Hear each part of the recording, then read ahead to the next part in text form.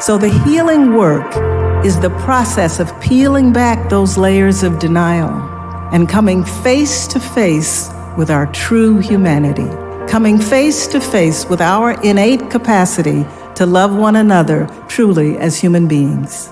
Love has to be at the core of what we do. It's love for country, love for community, love for family. And above all, love for in the belief of what we can do together.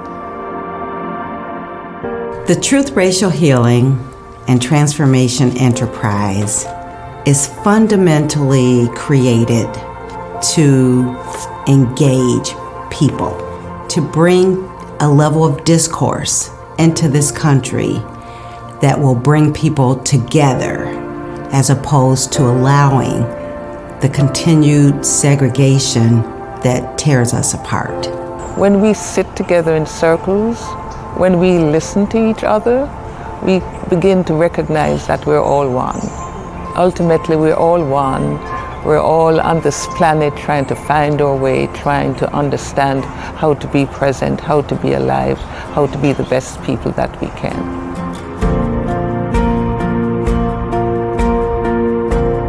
Really what we're talking about is how do people see a wrong and with their own voice and vision and purpose fight to change it. And I think it starts with telling our own stories. Every story is impactful in some way, big or small. We need all of those to really get to where we all aspire to be. A component of love is understanding. In order to understand, you need to listen. And active listening is the best route. Love is critical not only to art, love is critical to revolution. You know, Che Guevara once said, at the risk of sounding ridiculous, you can have no revolution without love. Love is where all revolutions begin.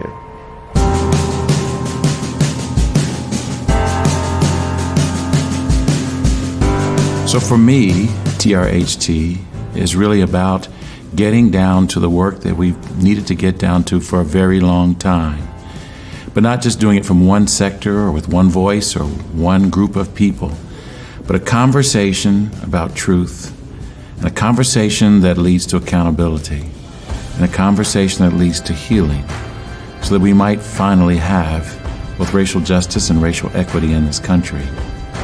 The best way to engage in the transformative power of racial healing is to ensure that we put ourselves not only in the shoes of another, but as Anna Deavere Smith enjoins us to do, to put ourselves in the words of others different from ourselves.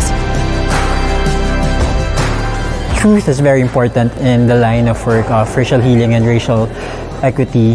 How do we right the wrongs in our systems, in our society? How do we heal from these wrongs if we don't face them as facts? How do you achieve solutions if you don't know what the problem is, if you don't recognize that there is a problem?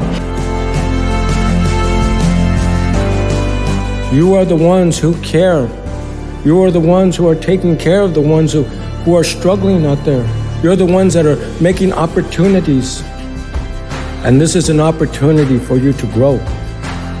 I believe that in order to change the narrative, we actually have to change the way people act and behave. Simply retelling a story is not what I think we mean by changing the narrative. I think what we mean is change and then tell the true story.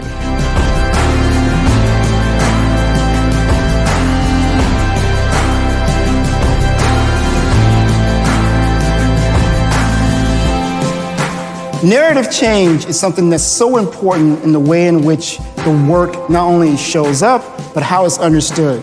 The extent to which we frame things in what we call positive relativism versus then framing things in a negative standpoint gives people the encouragement, the hope, and the idea that they can actually change it.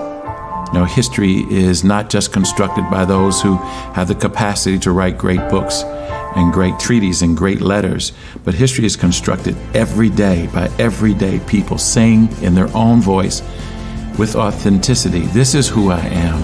We can change narratives on a personal, institution, community level by starting with ourselves. It's so important for each and every one of us to look within, to explore the biases that we have, both those that we're conscious of and the ones that we're unconscious of. It's the people Ultimately, the work of truth, racial healing, and transformation, it's about our humanity. It's about people.